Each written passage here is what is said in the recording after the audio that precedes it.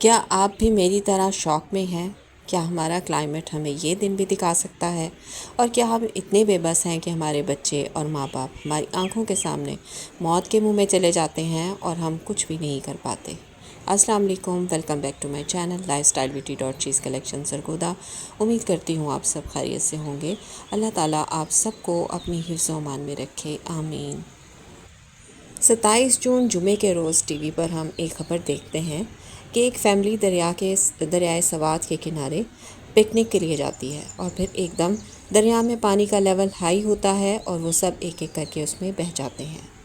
آج تک اسی خبر کو بار بار ٹی وی والے دکھا رہے ہیں، بغیر یہ سوچے سمجھے کہ اس منظر کو بار بار دیکھنے سے کتنے لوگوں کے دل بری طرح سے ڈر گئے ہیں۔ ان میں سے ایک میں بھی ہوں۔ یہ منظر اتنا خوفناک ہے کہ رونگٹے کھڑے ہو جاتے ہیں۔ آخر ایسا کیا ہے کہ یہ کلائمیٹ چینج کے شکار ہم پاکستانی ہی کیوں بن رہے ہیں؟ کیا اس میں ہماری بھی کچھ غلطیاں اور کوتاہیاں ہیں؟ ان باتوں کا ادراک آہستہ آہستہ ہم جیسے عام شہریوں کو بھی اب ہونے لگا ہے، کیونکہ ہم نے نیچر کے ساتھ کافی برا سلوک کیا ہے۔ بڑے بڑے شہروں اور سوسائٹیز کے چکر میں ہم نے اپنے درختوں کو پوری طرح کاٹ دیا۔ جہاں کبھی جنگلات اور باغات ہوا کرتے تھے، وہاں بڑے بڑے ہوٹلز نے لے لی ہے۔ صرف پیسے کے چکر میں ہم نے اپنے آپ کو ناقابل تلافی نقصان پہنچایا ہے۔ میرے تھامب نیل میں آپ نے مینگروو فارسٹ کا نام پڑھا ہے۔ مجھے بھی آج ہی اس کے بارے میں معلوم ہوا جب میں ایک آرٹیکل پڑھ رہی تھی۔ جب ہم کسی بھی ساحلی علاقوں کی کوئی ڈاکومنٹریز دیکھتے ہیں تو اس طرح کا درختوں کا ایک بہت بڑا سا جھنڈ ہمیں نظر آتا ہے۔ اصل میں یہ وہی مینگروو کا جنگل ہے۔ کراچی کے ساحلی علاقوں میں اس کے جنگل کو دیکھا جا سکتا ہے۔ مینگروو کے جنگل، جنہیں مینگروو دلدل یا مینگروو جھاڑی بھی کہا جاتا ہے، زرخیز گیلی زمینوں یا ساحلی علاقوں میں یہ اگتا ہے۔ یہ ایسے علاقوں میں جہاں کا درجہ حرارت زیادہ ہو وہاں پر ہی اگتا ہے۔ سردی یا برفیلی زمین کا ٹیمپریچر یہ برداشت نہیں کر سکتا۔ یہ کم آکسیجن والی مٹی والے علاقوں میں اگتے ہیں جہاں اکثر پانی پر کائی جم جایا کرتی ہے۔ ان درختوں کی تقریباً 80 مختلف اقسام ہیں۔ ان کو اکثر دریاؤں اور سمندروں کے ساحلوں پر اگا ہوا دیکھا جا سکتا ہے۔ اس کے تنے اور شاخوں سے جا بجا جڑیں اور شاخیں نکلتی ہیں، اور اس کا یہ سٹرکچر اس لیے ہوتا ہے تاکہ یہ پانی کے بہاؤ کو ٹھیک رکھے اور زمین کے کٹاؤ کو روکے رکھے۔ لیکن افسوس، ان جنگلات کو کاٹ کر یہاں پر بھی کنسٹرکشنز ہو رہی ہیں، یعنی جو ہمارے مددگار ہیں انہی کو صفائی ہستی سے مٹایا جا رہا ہے، اور اس کا خمیازہ ہم سب بھگت رہے ہیں۔ اگر ہم ایک قوم ہیں تو ہم سب کو اس کے لیے آگاہی پھیلانی ہوگی۔ جیسے مجھے آج ان مددگار جنگلوں کے بارے میں معلوم ہوا، میں چاہتی ہوں جو لوگ میرے چینل کے تھرو میرے ساتھ لنکڈ ہیں، میں ان سب کو اس کے بارے میں بتاؤں، کیونکہ یہ میری ذمہ داری ہے۔ اور اپنی بات کا اختتام میں اس چیز سے کروں گی کہ میں ان تمام بچوں، بزرگوں، بہنوں اور بھائیوں کے لیے دعا گو ہوں کہ جو اس دنیا سے چلے گئے۔ اللہ ان کے درجات بلند کرے اور سوگواران کو اس دکھ کو برداشت کرنے کا حوصلہ اور ہمت عطا فرمائے، آمین، کیونکہ یہ ان کے لیے بہت بڑا دکھ ہے۔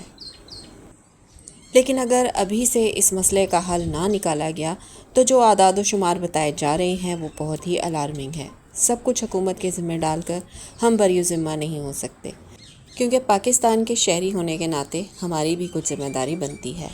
ہم میں سے ہر کوئی اس کا ذمہ دار ہے کہ یہ سوچے ہم نے اپنے حصے کا کام کیا ہے یا نہیں۔ کتنے درخت ہیں جو ہم نے لگائے اور کتنے اپنے فائدے کے لیے کاٹ دیے۔ کیونکہ جب ہم اپنے لیے گھر بناتے ہیں تو اس کے راستے میں آنے والے درخت کو سب سے پہلے وہاں سے کاٹ کر ہٹا دیا جاتا ہے۔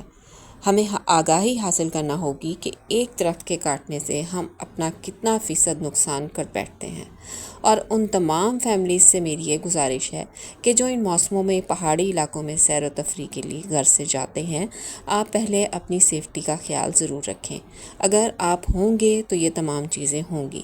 اگر آپ اپنی سیفٹی پر کمپرومائز کریں گے تو انجام آپ کے سامنے ہے، کیونکہ آپ نے دیکھا اس فیملی کو کسی نے ریسکیو نہیں کیا، حالانکہ وہ لوگ تقریباً 2 گھنٹے تک مدد کا انتظار کرتے رہے۔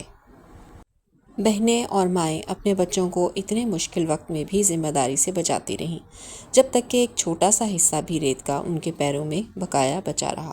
تو مجھے دیکھ کر بہت ہی افسوس ہوا اور سوچتی رہی کہ کیا ہم وہ لوگ ہیں جو اس کنارے پر کھڑے ہو کر ان کا تماشا دیکھتے رہے، ایک رسی بھی ان تک نہ ہم پہنچا نہ سکے؟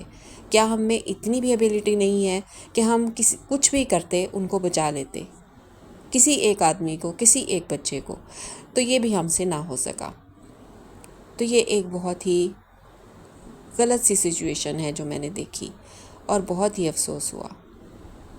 تو چلیں بڑھتے ہیں اپنی گارڈننگ کی طرف۔ سوچئے گا ضرور جو میں نے آپ کو بتایا ہے، اور پلیز اس بارے میں جو ہے نا اپنی ذمہ داری جو ہے وہ ہم جو بھی کر سکتے ہیں وہ ہمیں کرنا چاہیے۔ آپ ضرور قدم اٹھائیے گا اس بارے میں۔ تو چلیے میں دکھا رہی ہوں آپ کو، آج میں لگا رہی تھی سیڈز اپنے گارڈن کے لیے۔ جو سیڈز ہیں وہ میں آپ کو ٹیکسٹ جو ہے بتا دوں گی کہ میں نے کون کون سے سیڈز لگائے تھے۔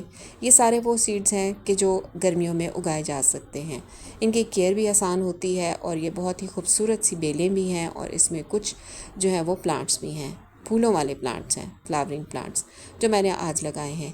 یہ بیج میں نے پہلے بھی لگائے تھے لیکن وہ سروائیو نہیں کر سکے کیونکہ گرمی بہت زیادہ تھی، اور میں نے ان کو بیلکنی میں رکھا ہوا تھا۔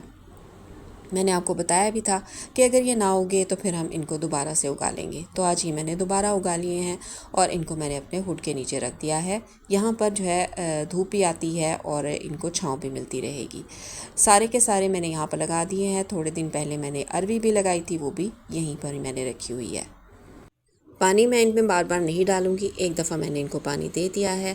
باقی جو موسم ہے وہ بہت ہی ہیومڈ ہے، دیکھ کر آپ نے پانی ڈالنا ہے۔ بیج جو ہے نا وہ گل جائیں گے اگر ہم زیادہ پانی اس کے اندر دیں گے۔